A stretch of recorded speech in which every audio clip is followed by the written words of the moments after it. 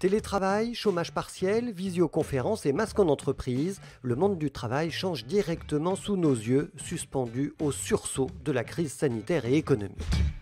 Après le choc des confinements, faut-il réinventer le travail? Faut-il changer de modèle? À quand la sortie de crise et un retour à la vie normale? Je m'appelle Frédéric Vuillot, je suis journaliste et je pose la question à des experts de tous horizons dans cette 3e saison du podcast de l'Unédic, Point de suspension. Aujourd'hui, on parle des jeunes de moins de 25 ans qui ne sont ni en études, ni en emploi, ni en formation, ces invisibles du champ statistique qui sont près d'1 million en France. Pour en discuter, je reçois un sociologue spécialiste des inégalités sociales. Il est enseignant-chercheur à Paris 8. Bonjour Nicolas Duvaux. Bonjour. Alors, qui sont ces jeunes invisibles et pourquoi les dit-on invisibles justement ? D'abord, les NEET, c'est une catégorie qui a des contours variables. C'est une catégorie d'action publique essentiellement. On les appelle les NEET parce que c'est un acronyme anglophone. Voilà, un acronyme anglophone. Neither in Employment, Education or Training. C'est des catégories qui sont définies de manière négative parce qu'ils n'ont pas de statut. Ils ont zéro statut. À partir de là, il y a des définitions différentes qui disent les NEET, c'est les personnes qui sont ni en études, ni en emploi, ni en formation, formelle ou informelle. L'OCDE ne prend pas en compte les formations informelles. Donc en gros, les NEET, c'est 1 million de jeunes environ, vous l'avez dit, c'est à peu près 12% d'une classe d'âge.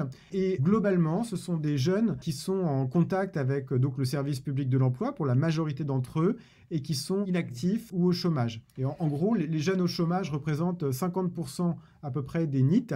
Aussi, 50% le sont depuis au moins 1 an. Donc ça, c'est première chose, c'est le portrait d'une jeunesse défavorisée qui n'est pas totalement dans le brouillard, dans un angle mort statistique, puisqu'on arrive à peu près à les dénombrer et que surtout, ils sont suivis par les institutions. On a évoqué à l'instant le service public de l'emploi. Deuxième idée, c'est qu'il y a une grande hétérogénéité de cette catégorie. Ça, il y a de nombreuses études qui le montrent.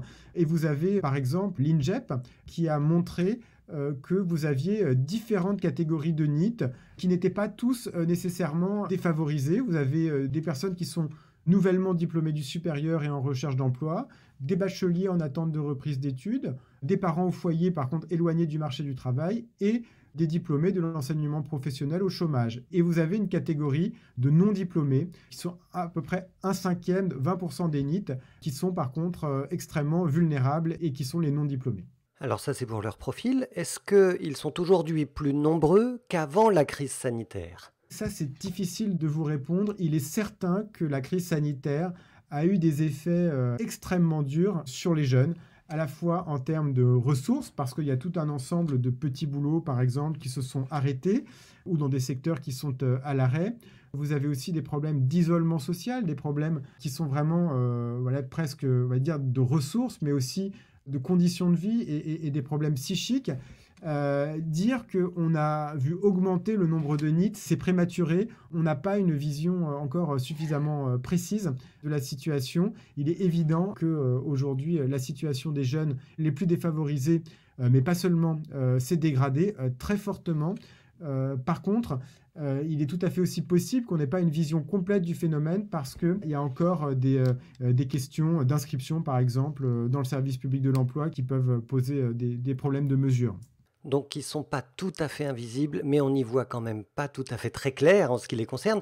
Est-ce qu'il existe des dispositifs pour accompagner leur intégration sur le marché du travail et donc leur inclusion dans la société ? Il y a un dispositif majeur, la garantie jeune, qui est donc un dispositif qui va coupler une allocation et un accompagnement renforcé de ces jeunes. Donc le pari de la garantie jeune, c'est d'allier autonomie à travers une allocation et puis accompagnement. Une allocation qui est de quel montant à peu près ? À peu près du montant du RSA, d'environ 500 € par mois. Le RSA socle est un petit peu au-dessus, de quelques dizaines d'euros. Et simplement, vous avez un parcours contractualisé d'accompagnement vers l'emploi et l'autonomie en mission locale dans le cadre de cette garantie jeune.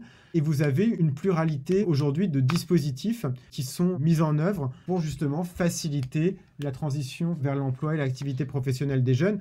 Mais dans un contexte, malgré tout, il faut quand même le dire, hein, dans un contexte extrêmement difficile, puisque vous avez une crise qui a d'abord fait porter ses effets, on va dire, en matière de non-emploi ou de sous-emploi sur ces catégories de la population qui sont à la recherche de leur emploi. On préserve les emplois qui existent et donc ça se fait au détriment des jeunes. Donc la situation de ce point de vue-là est évidemment extrêmement difficile. Donc ça veut dire que la pluralité des dispositifs dont vous parlez, elle est efficace ou pas tant que ça finalement? Elle est efficace parce qu'elle apporte des soutiens aux jeunes et ça, il ne faut jamais les sous-estimer, ces soutiens, ou les dévaloriser. Une allocation et un accompagnement, ça n'est pas rien. On pourrait souhaiter, c'est un débat qui a lieu dans la société française aujourd'hui, que cette allocation elle soit harmonisée avec celle des autres catégories d'âge, donc le RSA par exemple, et qu'elle soit rendue plus pérenne.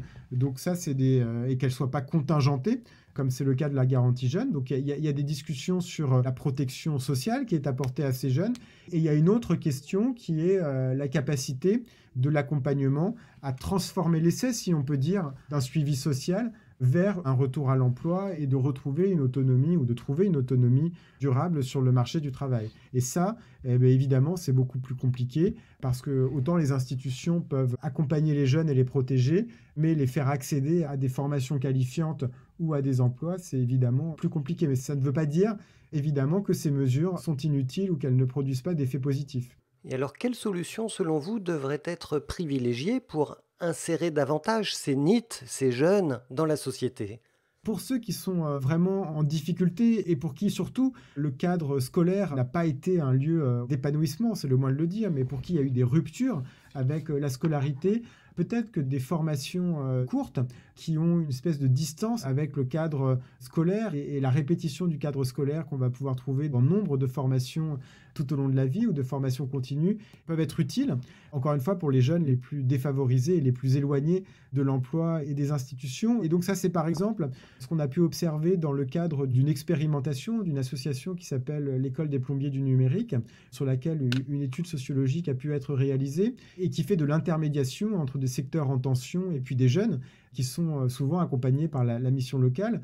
Et juste pour vous donner un élément de résultat qui était intéressant, c'est que c'est des formations atypiques parce qu'elles sont très courtes, hein, c'est 4 mois environ.